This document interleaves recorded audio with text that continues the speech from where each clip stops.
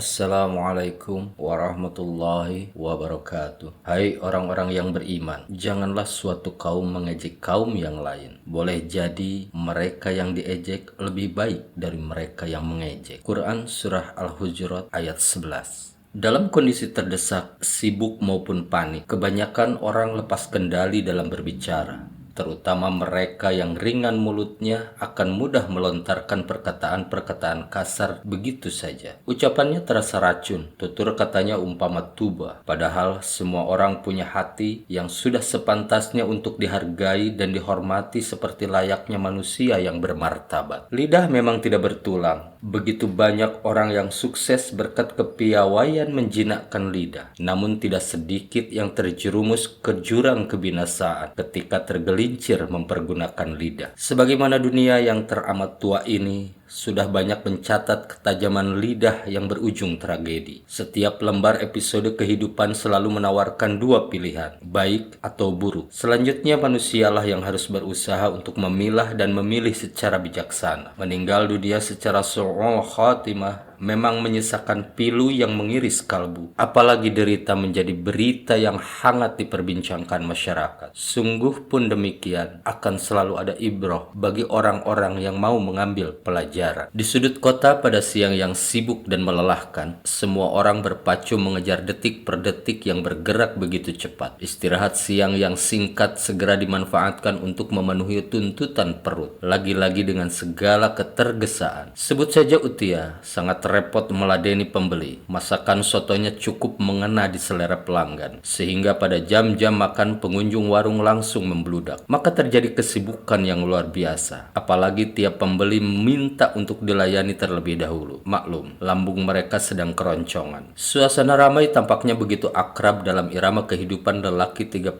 tahun itu. Suara piring, gelas, sendok yang beradu, teriakan pesanan dan beberapa gerutuan serta omelan. Tiba-tiba seorang nenek tua mendekat. Di antara orang-orang yang berebutan, susah payah ia ikut menyelinap. Utia mengetahui, tapi tidak begitu mempedulikan si pengunjung baru. "Nak, tolong ambilkan soto seharga 1.000 rupiah," pinta sang nenek memelas. Utia menoleh heran. Nenek tua yang kelihatan terlalu papa, pakaiannya lusuh, penampilannya kusut. Apakah punya uang untuk membayar pesanan? Harganya 5.000 rupiah satu porsi, kata Utia. Lalu ia kembali sibuk meladeni pembeli yang lain. Tidak bisakah hanya 1.000 rupiah saja? "Oh, mana bisa? Itu sudah paling murah," jawab Utia acuh. Nenek tua terus mendesak supaya diberikan juga soto dengan harga tawarannya semula. "Tolonglah nak, aduh, rasanya sudah lapar betul. Uang cuma ini yang saya punya," ujar nenek sendu sembari menunjukkan 2 lembar 500-an yang kusam. Karena terus didesak, pria muda itu naik pitam. Habislah kesabarannya sehingga keluar dari mulutnya bentakan. "Rendam saja uang 500 dalam air cucian piring itu dan minum. Itulah rasanya kuah soto." Jari telunjuk Utia mengarah ke baskom. Di sana bertumpuk mangkok dan piring yang hendak dicuci. Airnya berminyak-minyak kekuning-kuningan. Seterusnya Utia larut dalam pekerjaan dan benar-benar tidak peduli lagi. Nenek tua melangkah pergi dengan memikul sejuta nestapa. Perutnya terasa perih dan lebih sakit lagi hati yang tersayat lidah beracun itu. Terluka jiwanya meratapi kemiskinan yang membuatnya menerima perlakuan tidak manusiawi. Tidak ada yang peduli dengan langkah-langkah renta di tengah hiruk-pikuk kota. Bahkan identitasnya tidak seorang pun yang mengetahui. Semua perhatian lenyap dilindas kebisingan roda kehidupan. Keesokan hari mendadak Utia jatuh sakit. Tiba-tiba tubuhnya menjadi teramat lemah, pucat. Dari mulutnya terdengar erangan dan rintihan. Sebenarnya beberapa rekan menyarankan agar dibawa ke dukun saja, sebab penyakitnya mempunyai indikasi yang agak lain. Gejala yang terlihat berbeda dari penyakit-penyakit yang biasa diketahui. Tetapi pihak keluarga tidak menggubris. Utia diboyong ke rumah sakit. Kemudian demi memperoleh pengobatan yang lebih memuaskan, ia lalu dipindahkan ke rumah sakit yang lebih besar. Usai menjalani pemeriksaan medis, dokter menjatuhkan vonis bahwa Utia diserang penyakit paru-paru basah. Kondisinya tergolong kritis sehingga perawatan menelan waktu yang cukup lama. Tanpa terasa 3 bulan bulan sudah ia bolak-balik berobat. Biaya sudah banyak habis, tetapi penyakitnya malah bertambah parah. Kecewa dengan hasil kerja tim medis, akhirnya Utia dibawa saja ke kampung halaman, tepatnya pada sebuah kampung di daerah pesisir pantai untuk menjalani pengobatan tradisional. Namun kesehatan Utia tetap saja makin memburuk. Tiap hari berobat, hasilnya tetap saja kekecewaan. Para dukun yang kemudian juga dihubungi pun angkat tangan. Kekuatan supranatural mereka belum sanggup menghadapi gejala aneh yang menjalar ganas. Mereka berkesimpulan, organ tubuh bagian dalam pasien telah banyak yang membusuk, termasuk jantung dan hati. Kondisi tersebut sangat parah dan kemungkinan sembuh semakin menipis. Sudah berbulan-bulan lamanya didera sengsara, belum terlihat tanda-tanda kesembuhan meski hanya secercah harapan. Cuma kepahitan yang terus bertimbun-timbun. Maka pihak keluarga pun tidak bisa lagi berharap muluk-muluk, kecuali pasrah kepadanya. Hingga datanglah sakaratul maut. Maghrib itu Utia kelihatan sangat menderita. Malam yang menjadi puncak segala kegetirannya. Ketika raga meregang nyawa, pemuda yang dulu gagah perkasa kini tergolek lemah di pembaringan. Tubuhnya yang dulu kuat mencari nafkah sekarang terkapar parah menunggu suratan takdir. Ia merintih ditingkahi nafas yang tersengal-sengal. Erangan kesakitan terdengar sangat memilukan. Begitu susah melepaskan selembar roh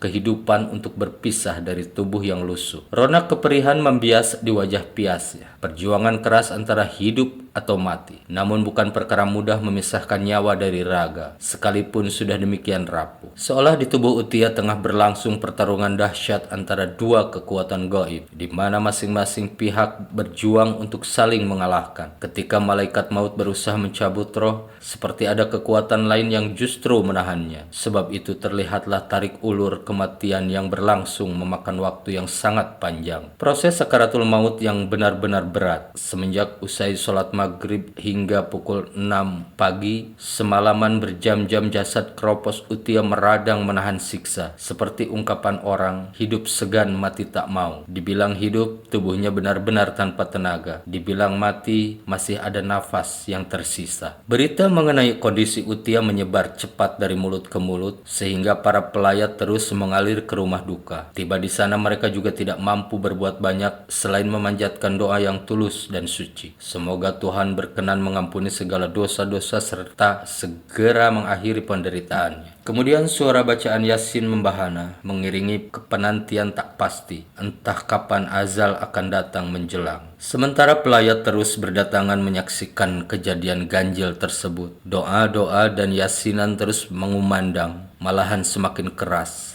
Sahut bersahutan berpacu dengan jeritan jengkrik di semak-semak dan suara binatang malam lainnya. Usai sholat isya, mulut Utia tiba-tiba menganga. Semula disangka rohnya tengah mulai berangsur meninggalkan jasad. Perlahan perasaan lega merayap di hati pihak keluarga. Mereka sangka sebentar lagi berakhirlah masa sekarat yang teramat payah. Akan tetapi yang kelihatan justru ada makhluk yang bergerak di rongga mulut dan menggeliat-geliat. Bacaan yasinan sontak terhenti, nyali mereka ciut seketika. Makhluk apa gerangan? Mengapa bersarang di mulut manusia? Dari mana asalnya? Bagaimana bisa terjadi begini? Saat kerabat dan pelayat masih tenggelam dalam jutaan tanda tanya dan kebingungan, tamu tak diundang itu langsung meloncat. Para saksi mata tersentak kaget dan menjerit tertahan. Ternyata binatang itu berupa kodok dan sedang hinggap di dada Utia. Badannya kecil, rupanya berlendir dan berwarna hijau. Sinar lampu membuatnya kelihatan berkilauan. Sungguh menjijikan. Pengunjung lebih memilih diam,